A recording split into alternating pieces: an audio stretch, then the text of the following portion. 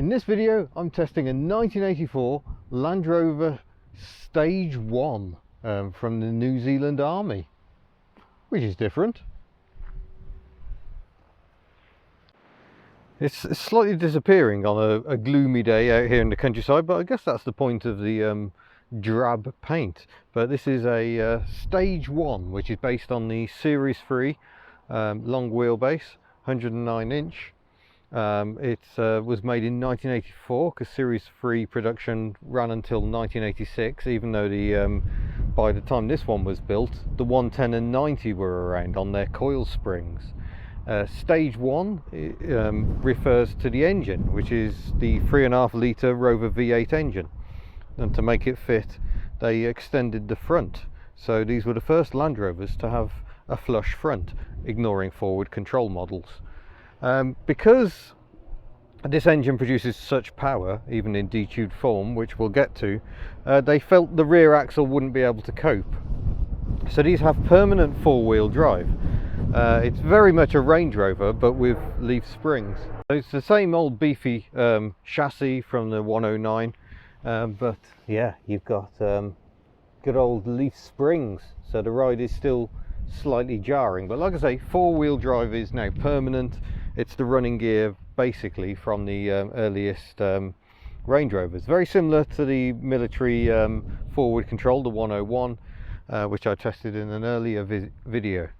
New Zealand Army bought about 550 of these, and they used them mostly as radio vehicles. So the area behind the seats, before we get to the rear seats, would have been used for all the radio kit. It's got a canvas tilt on the back, which we've strapped up just for ventilation really today. A couple of jerry cans because V8 engine.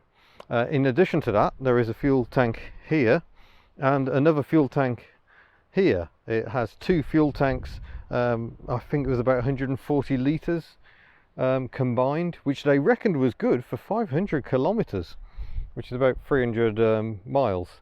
So yeah, they do like to drink. But as we can see, we've got plenty of seating in the back, plenty of leg room, good for chatting to each other. No safety belts. These were different times. The electrics were 24 volt.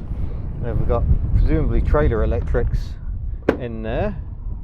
Standard tow hitch, not the NATO style, and that also seems to be an electric plug, so maybe that's a modification for civilian use. I think batteries would have been stored in these side compartments. I don't know if we can have a look. I think we probably can. Yeah, so now we've just got an information sheet. But oh no, 68 litres of petrol. Sorry, I'm not very good at sums, so I didn't notice that was an insane amount. But you'll notice the condition is very, very good. Sadly, it didn't come with tools, so some have been added. This spade has seen better days, but it does fit. We've got an axe over here. There would have been a pickaxe handle and the head would have gone here as well. But yeah, they removed all that stuff when they were decommissioned from the army. So this is number 341 of the 550 odd owned by the New Zealand Army. And in terms of mileage covered, it's absolutely nothing at all really. Look at that, 472 kilometres. I've put a fair few kilometres on it myself, just reaching this scenic spot for a test drive. No, just try and stop the door slamming away. But you'll notice it's covered over 5,000 hours, which is quite a lot, I should say. And I'll show you why that is. So here is the 3.5 litre V8 engine. Twin Stromberg carburetors, I believe. Oh no, it says Solex. Interesting. I would have thought they would have been Strombergs, but there we go. Solex carburetors. These weren't tuned for power. You might just see on that plaque it says NZ341. So this is the 41st New Zealand Land Rover. But yeah, check out the size of this generator or dynamo. Double belt drive because it is so vast. Try to think how much power it takes turning that thing. And that's what these cars did. The engines were used as giant generators effectively to run all the radio gear. So it may not have done very many kilometers, but it's done 5,000 hours of mostly sitting around with the engine revving away, powering all the radio equipment. I mean, it just seems ludicrous, really. I mean, these engines are not really designed for that, and indeed the military history shows this has had head gaskets replaced and several radiators, as they struggle to cope with such conditions. I mean, these engines are fantastic heat generators more than anything. Yeah, that's going to cause you some issues, I should say, in terms of heat generation. So we'll fire the engine up and we'll have a look. Turn the key here on the side, get a beep for some reason.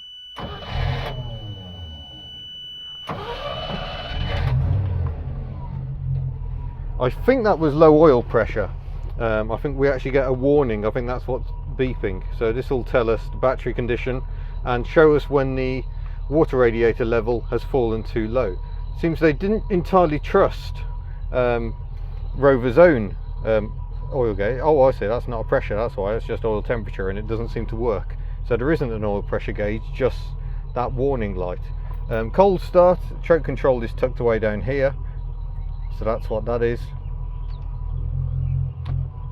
But it doesn't need it, and the hand throttle is down here, so you can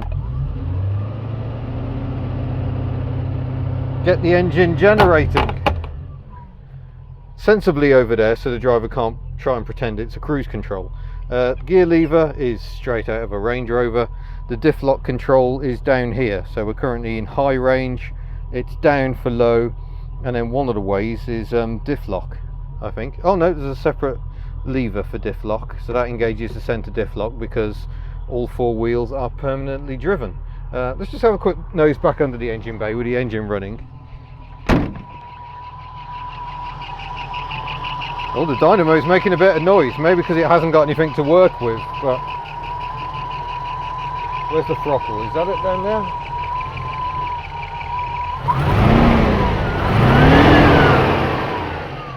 Very big fan down there, blasting away.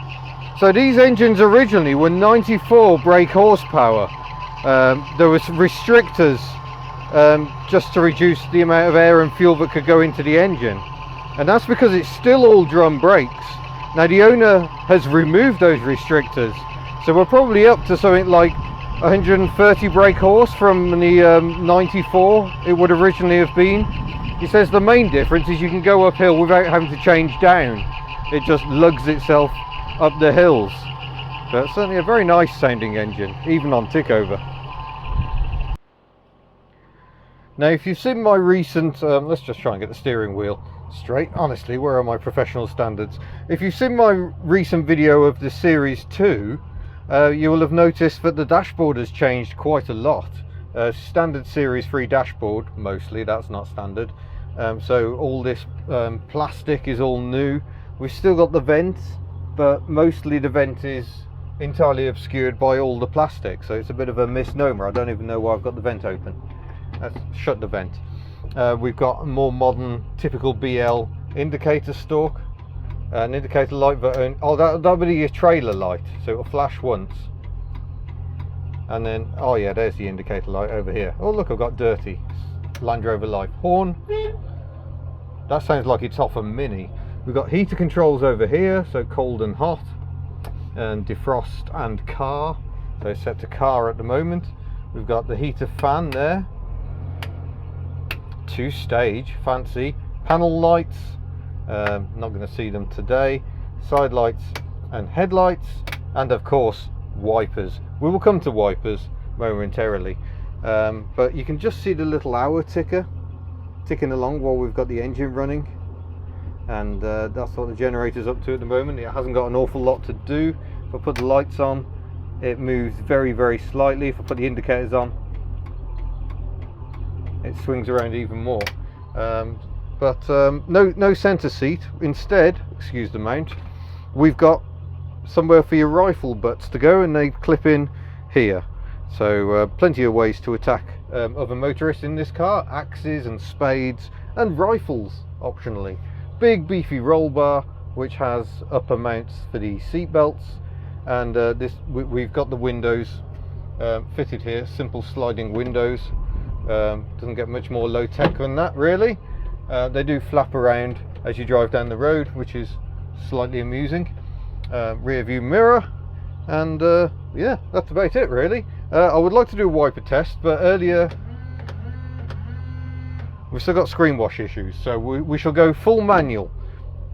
Screen wash has been deployed, and there we go. There go the little wipers. Wipers may benefit from being replaced, I think. Yeah, as you can see, no triangle of doom, but you have got this sort of triangle of well, I don't know what you call that, this inattention that leaves that area unwiped. But it's a better wiping performance than the Series 2 we were in yesterday, although there's no manual override. You can't do it yourself. Hazard lights, nice and bright. Good noises going on. I'm going to shut that vent as well because it's getting a bit breezy in here. Oh, forgot about that. That's a bit of a problem. I'll hop in the back and we'll test the accommodation. So even though there are jerry cans, the back end does drop down. It's a bit of a leap for a man in his sandals, and we're into the back. And knees alert. A reasonable amount of legroom. Might get a little friendly. I like how there's a little extra chair there, but this seemed to fold up. I imagine you'd sit there if you were operating all the radio equipment that is now not here. But as you can see, there's a certain amount of flappiness inherent in the design. Try and tighten that up a bit. We might make it a bit less flappy. That might be as tight as it goes. Yeah, it's all certainly very simple fare and very noisy, lots of exposed metal. So we'll get you strapped up and go for a very noisy drive. Right then, it's not the best angle. I've got limited attachment options, but here we go.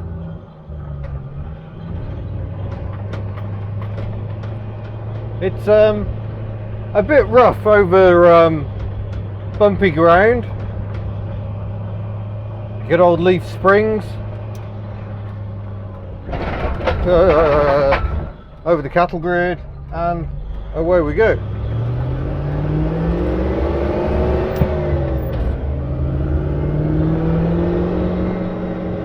Sounds absolutely magnificent.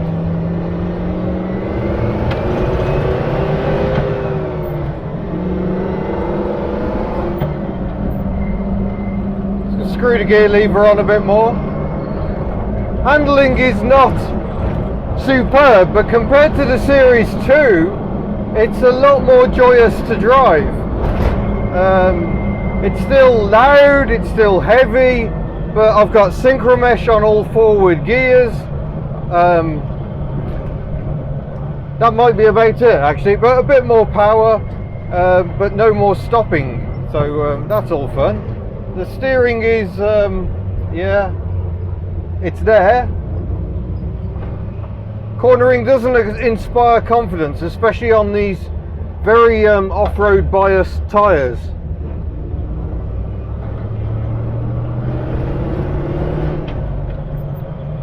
It does sound absolutely magnificent. But can you imagine how much fuel these things must have drunk in over 5,000 hours of operation? It's not a bad driving position. Unlike the Series 2 I drove, it's a long wheelbase, so that evens out the ride a little bit, stops it being quite so bouncy. They've changed the handbrake, so it's a little easier to reach, although I do keep catching my left leg on it. There is nowhere to rest one's clutch foot other than the floor. Oh, that's getting a bit windy. Very good ventilation with the half the rear body removed, yet R34 Mordor. I'm protected from the elements, the sunshine, by the canvas tilt. And you know, I've even got sun visors. They look a bit old, but they're there. One thing I love is that this Land Rover is called Betty, and the owner thought Betty would be a good name for it. And then when he collected the vehicle, he was driving home, he noticed someone has written Betty on the steering wheel boss. It's faded away, but Betty was already Betty. And as I'm driving around New Zealand in a car called Betty, I like that story. Traffic light Grand Prix.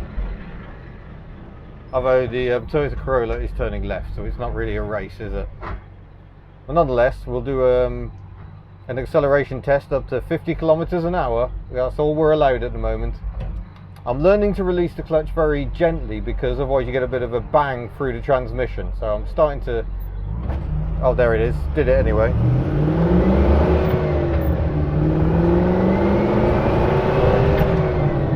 And that's 50. It sounds absolutely magnificent. I think we will attempt some highway cruising.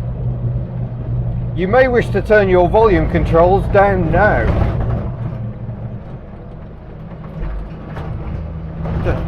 Fourth gear at 40 kilometers an hour. Oh yes, you are with me as a Daihatsu Sirion comes the other way. Oh, I need another Sirion in my life. Such beautiful little cars. Oh, here comes the 100.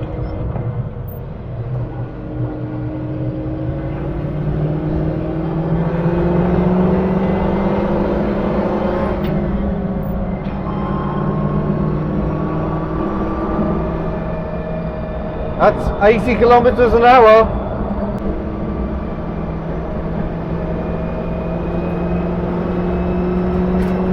$90.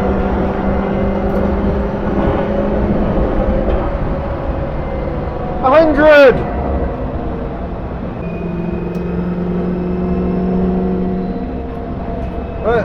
It's a veritable cacophony of noise, mostly pleasant. But the brakes, they are there. But all drums, they've been asked a lot of here. The Range Rover had all discs, which is a much more agreeable setup, I would say, for this much power and weight. But yeah, a very bouncy, loud, vicious driving experience really, but somehow likeable. A lot easier to live with a full synchro mesh gearbox and a bit more power than the old Series 2.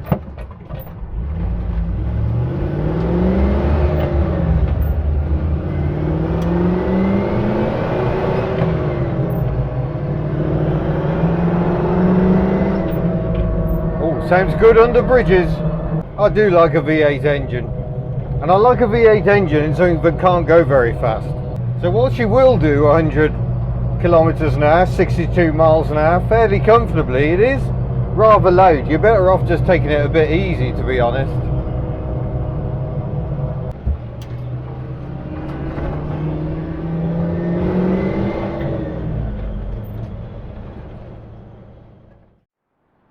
So that, my friends, was a sublime sounding machine that is the Land Rover Stage 1 in New Zealand Army trim. It's been a very enjoyable drive, albeit still quite hard work, but enjoyable nonetheless, and I managed not to get it stuck on the beach. The Series 2, I briefly got stuck until I selected four-wheel drive mode at this exact spot just yesterday, but permanent four-wheel drive, no problem, just went on straight on through. So what should I say? Thank you very much for watching. Don't forget the Hubnut store is available for all the lovely merchandise if you so wish. Various support options can also be found at hubnut.org. And yeah, I look forward to seeing you in a future video. Farewell.